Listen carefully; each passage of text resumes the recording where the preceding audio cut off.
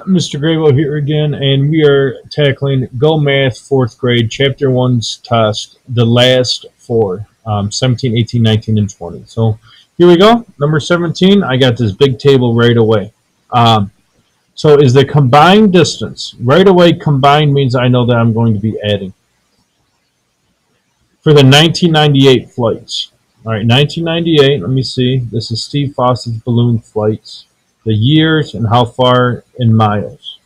So 1998, we got two here. So I'm going to combine them right away. It already says combined 1998. So I'm going to combine them. So let me line up my place value. Line up that comma. Okay, so this is for the year 1998. This is how you show your work. So let's go ahead and add starting the ones place. 4 plus 7 is 11. 1 plus 1 is 2. 2 plus 9 is 11. You got to regroup. 1 plus 8 is 9. 9 plus 2 is 11. That's weird. 3 11s in a row. Now I'm in the thousands place. 1,000 plus 5,000 is 6,000. 6,000 plus 4 is 10,000. So 2. All right. So I got this. This is how many miles in 1998. Is it more or less than the distance of the 2002 flight? 2002 flight is right here. So 2002 flight, well, which one's more? Well, that's what it wants to know, right? So this is the 2002 flight. This is the 1998 flights, right? There's two flights there. Well, 2002 was 400 something greater. So let's go down here and answer the questions. The combined distance for the 1998 flights is 20,111 miles, which is blank the distance of this. Well, it's less, right, from the 2002 flight. So this is actually a three-step problem. I'm sorry, a two-step problem. The first step was adding, right? We had to add the 1998 flights together. Then the second step was comparing. We had to compare it to 2002. So this is a two-step problem. I don't feel like the steps by themselves are very hard, but knowing what to do on this problem is tough. Let's check it. Whoops, don't want to print it yet. Let's check.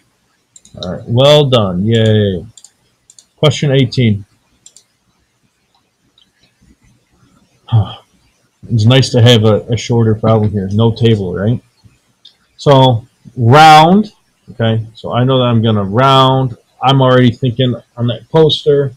5 or more, I raise the score. 4 or less, I let it rest. I'm going to underline. I'm going to do that arrow next to it. So let's round to the place value of the underlined digit. So I'm going to rewrite my number, 337,459. I double check and make sure I'm underlining the right digit. I look to the right. It's 5 or more. I raise the score of the underlined number, so it's 340. And I go comma, 0, 0, 0, hold the place value. So the rounded answer is 340,000. Now, when you look at these, I would say that's a no way Jose answer. This one, 330,000, was if I kept it the same, but the 7 tells me I got to go up. And 337,000, that would be if you rounded to the thousands place, not the 10,000s place. So, some good wrong answers there to think about. All right, let's go back and let's check it, right? Yeah, you got it right. Next. All right, so this diner is 1,260 feet to the gas station. I'm going to write it down. Numbers, I know I'm going to do something with it, most likely. I'm going to write it down. And so the diner is this far to the gas station, okay? And 10,100 feet to the city. How many more? That tells me to subtract. is the diner to the city, then the diner to the gas station. So you do this and you're like, oh, Mr. Grable, you can't do it, man. The bigger number has to be on top. And you're right. The bigger number does have to be up on the top. So just rewrite it. 10,100 miles to the city, right? And then it was 260 to the gas station. Okay, so now we just subtract. 0 minus 0 is 0. 0 minus 6, can't do it. Yo, ones. Ugh. Can I borrow one? Sure. Here you go. So 10 minus 6 is 4. 0 minus 2, I can't do it. But I look next door, nobody's there. So I'm going to say, yo, tens. Can I borrow one? Sure. Here you go. 10 take away 2 is 8. Bring down my comma. 9 take away 1 is 8. And there it is.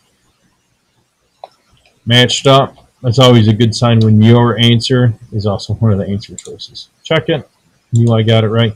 This problem is kind of tricky here with the zeros. So make sure that you're being mindful of how you're borrowing and use that language that we've been practicing in class.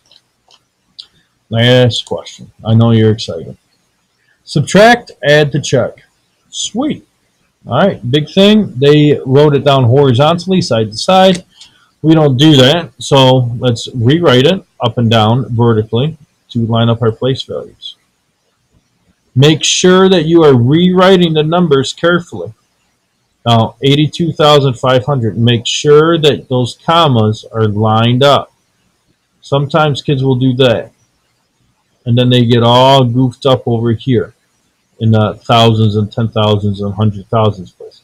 Make sure that your numbers are lined up. Neatness really counts. You don't want to be making silly mistakes. Start in the ones place. Don't start over here. Start in the ones place. 4 take away 0 is 4. 1 take away 0 is 1. 1 take away 5. Can't do that. I go next door. Yo, 4. Can I borrow one? Sure. Here you go. 11 take away 5 is 6. Bring that comma straight down. Thousands place 3 take away 2 is 1.